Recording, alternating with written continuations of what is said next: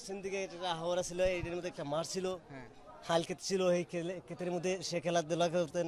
আরও অনেক ভাইয়া বন্ধুরা খেলাধুলা করতেন, ছোটোবেলা আসতেন, আর আমরা সাথে যেতাম, আমরা খেলতাম, উনিও থাকতেন, বিশেষ করে উনিও থাকতেন। আপনিও খেলছেন? খেলছেন, আমরা খেলছি।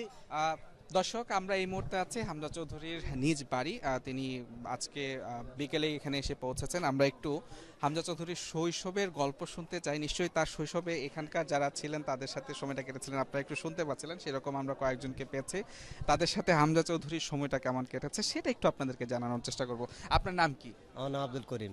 আচ্ছা, হামজা চৌধুরী যখন ছোট সময় এখানে এসছেন, তার সাথে তখনও কি ফুটবলের প্রতি তার সেই অনুরাগ?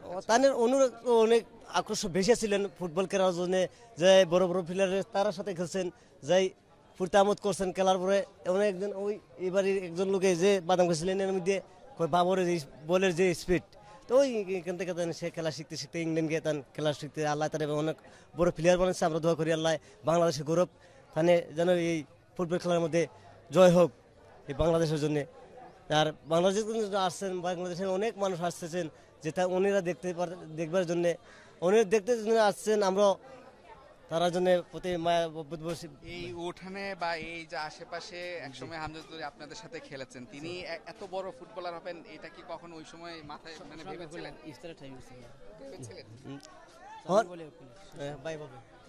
আমার নাম মহিনুদ্দিন। হামজা চৌধুরী, বিশেষ করে হামজা চৌধুরী এখানে এই বাড়ির লাগা একটা মাঠ আছে, এখানে খেলাধুলা করছে এবং আমরা একসাথে ওনার সাথে খেলাধুলা করছি। ওনার বাড়ির পাশনে একটা এই আছে, পুকুর আছে, এখানে সাঁতার কাটছে। এবং ওনাদের বাড়ির পশ্চিমে 1 কিলো পশ্চিমে এখানে একটা মাঠ আছে, এখানে আমরা খেলাধুলা করছি।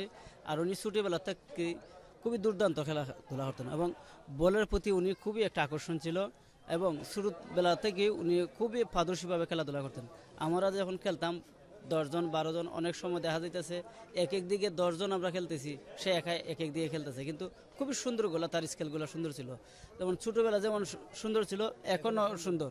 কিন্তু আমরা মনে করি হামজা চৌধুরী আমাদের গ্রামের সন্তান, আমাদের গ্রামের গৌরব, বাংলাদেশের সন্তান, বাংলাদেশের গৌরব।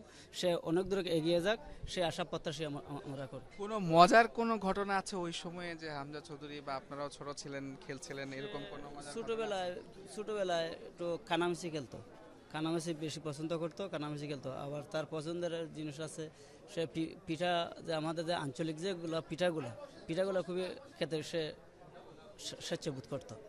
আজকে অনেকদিন পর সে বড় স্টার হয়ে এসছেন, আপনাদেরকে কি চিনতে পেরেছেন বা কথা হয়েছে? না, আমরা এখন বিষয় হচ্ছে আমরা তো এই পর্যন্ত ওনার সাথে দেখা করছি, তবে দেখা করবো আশা করছি ইফতারের পর না তারাবির পরে আমরা দেখা করবো। মানে আপনাদেরকে চিনতে পারবে এরকম আশা তো চিনতেন, এখন যদি মনে করেন এত বছর পরে আসছেন, মনে নাও থাকতে পারে, ঠিক আছে না কথা।